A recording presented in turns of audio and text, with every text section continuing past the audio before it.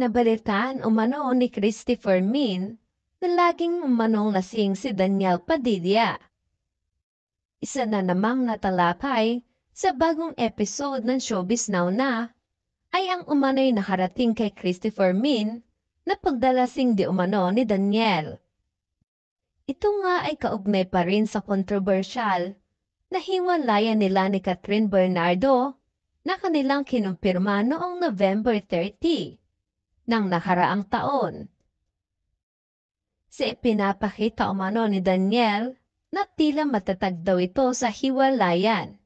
Salungat daw ito sa kanilang nababalitaan.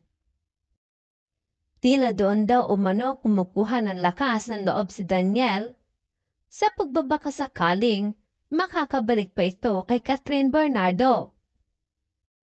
Gayunpaman, pinayuhan nito ni Christy na mas mainam kung magpakumbaba na lamang ito si Daniel na sa ganoong paraan baka mas nabigyan pa siya ng tsansa ni Catherine.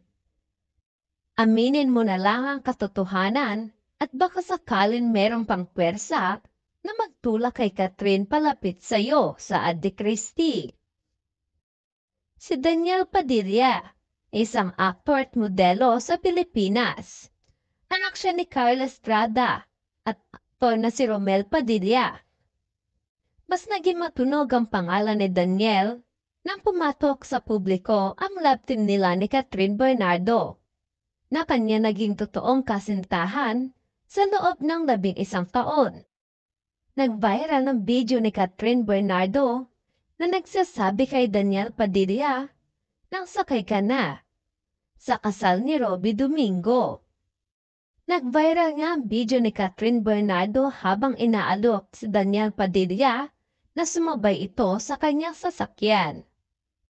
Tinanong naman ni Daniel Padilla kung saan.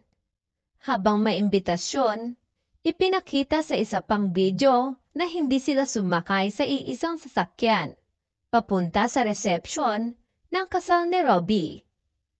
Pareho lang pinakita lang na okay sina Catherine at Daniel. Dati, napukaw ni Catherine ng online buzz matapos ipakita ang kanyang bagong kulay ng buhok sa social media.